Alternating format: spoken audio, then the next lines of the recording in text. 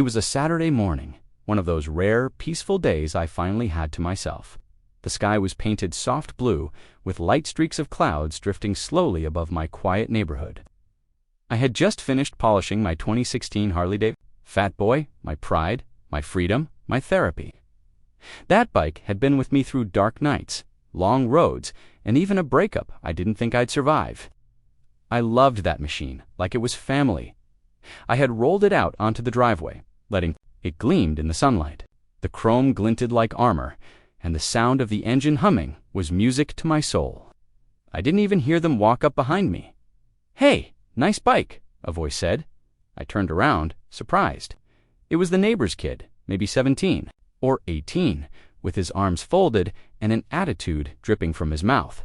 And right behind him was his mother, Karen, blonde bob haircut, oversized sunglasses, arms crossed tight against her bright pink windbreaker like she was guarding a treasure.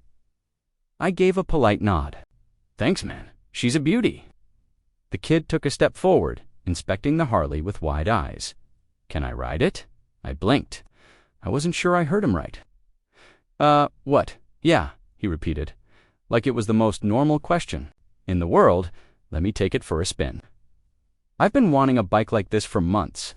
I almost laughed, not to mock him, but just out of sheer disbelief. Nah, man, this ain't a toy. It's a 700-pound beast, and not something you spin without proper gear, experience, or a license. That's when Karen chimed in. "Oh, come on," she snapped. "He's a responsible young man. You should want to share with the community. Don't be one of those neighbors." I was taken aback. "Ma'am, I worked hard for this bike. It's not about being selfish. It's about safety and respect." Her son huffed like he was being denied his birthright.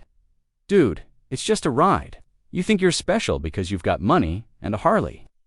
Now I was starting to feel heat crawl up my neck. No, I think I'm a grown man who doesn't let teenagers with no license ride a $20,000 machine. Karen's eyes narrowed behind her sunglasses. She pulled out her phone and pointed it right at me. "You know what? You're harassing my son. You just raised your voice at a minor. This feels threatening." I took a step back, stunned. "You've got to be kidding me." She started dialing. "I'm calling the cops." I laughed, but it wasn't out of humor. It was frustration.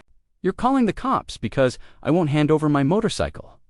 She didn't answer, just turned her back and began giving some exaggerated story to the 911 operator. I looked at the kid, who gave me this smug grin like he knew exactly what was happening and loved the chaos, and me. I was supposed to be at the state attorney's office in less than an hour. I had volunteered to give a statement on a fraud case involving a contractor scamming local homeowners, one of whom was Karen herself. Now, I stood there, heart racing, watching her spin a lie while the sun shone over my Harley, the same one I had worked 3 jobs to buy. This wasn't just about a bike anymore. It was about principle, and things were about to get a whole lot worse. 15 minutes, that's how long it took before I heard the sirens. I had moved my Harley back into the garage, locking the door behind me, not because I was hiding anything, but because I knew how this would look. A man alone, standing his ground against an entitled HOA neighbor and her manipulative son. I'd seen enough YouTube videos to know exactly how this plays out. Karen stayed out there, pacing with her phone to her ear, loud enough for the entire cul-de-sac to hear. "Yes!" he screamed at my son. "Yes, I'm concerned for our safety." He looked violent. He stormed toward us. Stormed. I hadn't moved from the driveway. I kept glancing at my watch. I had 25 minutes before I had to be at the state attorney's office downtown. It wasn't a court date or anything formal, just a community sit-down about the scam that had swept through our HOA. Ironically, Karen had been one of the loudest victims when she thought the landscaper was overcharging her. I was one of the few people who did the digging, found documents, pieced it all together. That's why the attorney asked for my input. And now, I might be late, or worse. Because a kid didn't get to ride my motorcycle, the patrol car pulled up, just as Karen's son started fake crying. He was actually squeezing his eyes shut, like he was trying to force tears out. The officer, a tall guy with a shaved head and mirrored shades, stepped out with a firm posture. The second officer stayed by the car, hand resting near his belt. "Sir, step outside, please." I nodded, calm. No sudden movements. My hands were already out. Absolutely, officer. My name is Marcus Fields. I live here. Can I ask what this is about? Karen cut in, rushing toward the officer like she'd just survived a hostage situation. That's him. That's the man. He yelled at my son, threatened him, and then stormed into the garage like he was hiding something. My son just asked a simple question, and he exploded. I could barely believe what I was hearing. This wasn't just exaggeration. This was complete fabrication. Her son stood behind her, arms crossed, pretending to be shaken. The officer turned to me. Do you have any weapons in the home, sir? I took a breath. Legally owned, registered. Yes, in a safe, but none involved here. This is about my motorcycle. Her son asked to ride it. I said no, that's all. Karen gasped like I'd just confessed to arson. That's not what happened. He was aggressive. You should have heard. The tone. The officer looked between us. Is there any security footage, sir? Actually, yes, I said. I've got a Ring camera right above the garage. It caught everything that stopped her cold. For just a second, then she recovered. He probably deleted it. He knew. He was wrong. I raised my hand. If I may, I can pull it up right now on my phone. That changed the tone. The officer's demeanor relaxed slightly. He signaled his partner to approach while I unlocked the app and played the clip. It showed everything: me polishing the bike, the kid asking to ride it, me calmly refusing, Karen escalating. No yelling, no threats, just boundary setting. The officer turned to Karen. Ma'am, this doesn't appear to match the report you gave dispatch. Karen's mouth opened, then closed. Her son started to speak, but the officer silenced him with one raised finger. Ma'am, filing a false report is a serious offense. Do you understand that? Now her hands trembled. She wasn't used to this.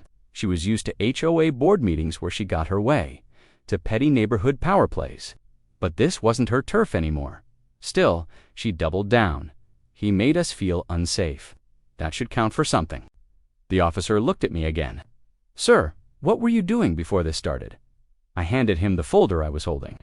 I'm supposed to be meeting with the state attorney in 15 minutes. She's waiting on this evidence. He glanced.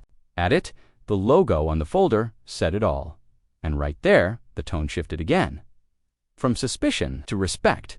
We won't keep you, the officer said. Sorry for the trouble. I nodded. No worries. I understand how it looked. But I'd appreciate a report being filed about this incident too, for my own protection. You got it. Karen didn't say a word, but her glare followed me all the way back inside. And somehow, I knew this wasn't over. I made it to the state attorney's office with 2 minutes to spare, still wearing the same shirt I had on when Karen accused me of threatening her son, my hands still a little shaky. Not because I was scared of her, but because I knew how fast things could spiral when the wrong narrative takes hold. The meeting was in a medium-sized conference room on the 3rd floor.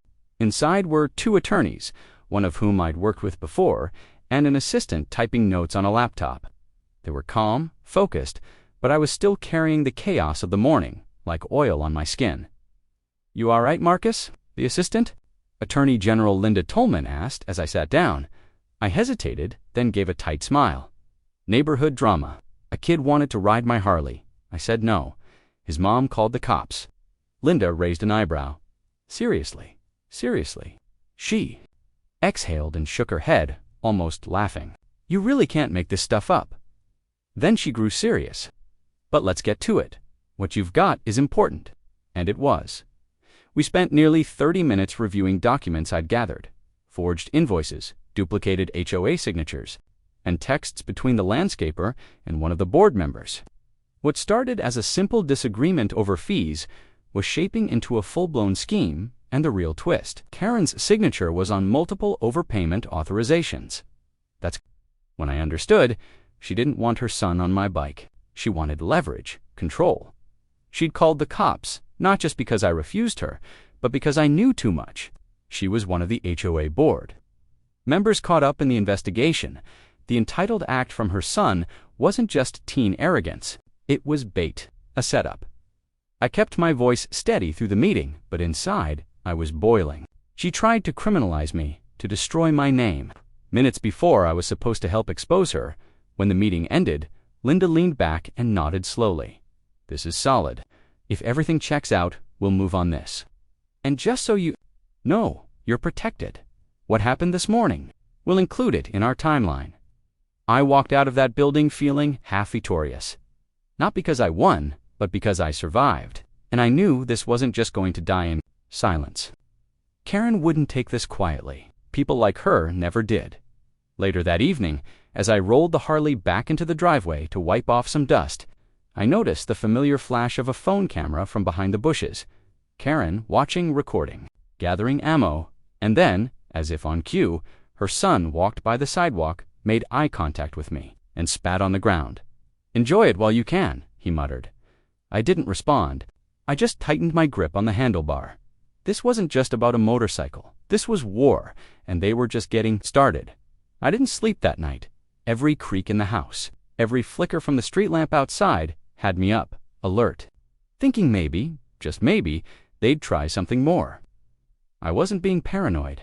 I was being prepared, because people like Karen didn't back down. They escalated, and by sunrise, my instincts were proven right.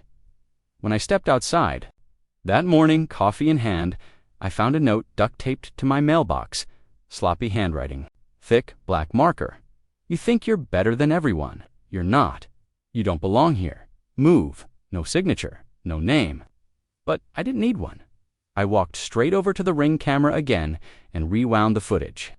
At 2:46 a.m., Karen's son crept onto my front lawn, hoodie up, and slapped the note on the box before jogging back across the street, right into their driveway. So, I did the only logical thing. I called the police. Same precinct, same officer as before. He arrived. He reviewed the footage and sighed. "This is harassment now. I can file a report and issue a formal warning. But unless something's damaged or someone's hurt," I stopped him. "Wait, are you saying they can keep doing this unless they physically touch me or break something?" He looked at me, tired. "Legally, yeah. But let me walk over and talk to them, see if I can defuse it." I watched him knock on their door, watched Karen open it with a full-face smile, the kind that melts away the moment authority leaves. Her son stood behind her again, arms crossed like he was getting briefed for war. I couldn't hear what they were saying, but I saw the hand motions, the fake shock, the dramatic scoff as if I were the one harassing them. 10 minutes later, the officer came back. "She's denying everything, says the kid was asleep, claims you're harassing them with cameras and that you're recording their house." I stared at him, stunned. "So let me get this straight. They called the cops on me for not letting the kid ride my motorcycle, and now I'm the stalker." The officer nodded slowly. "That's what they're trying to build." She mentioned something about taking it to the HOA, and there it was, the card she was waiting to play. The HOA, the homeowners association in our community, had a track record of biased enforcement. Karen had influence there. She could sway a vote, bend a rule, paint me as the aggressive outsider with too many complaints. That same afternoon, I got the letter, "An official violation notice from the HOA. Loud engine use outside permitted. Hours. Unauthorized vehicle storage on driveway. Alleged neighbor conflict under review. 3 made-up charges in a single envelope." I sat on my porch, staring at that piece of paper. Not angry, not surprised, just tired. Because I knew now for sure, this wasn't about a bike. This was about control. About silencing me before I could take her down with the rest of the HOA, corruption ring, but I wasn't folding. No, I'd been quiet too long. I walked into my garage, opened the folder of evidence, and scanned every last file, and then I made the call, not to the police, not to the HOA, to the press. If Karen wanted a war, she was going to get one.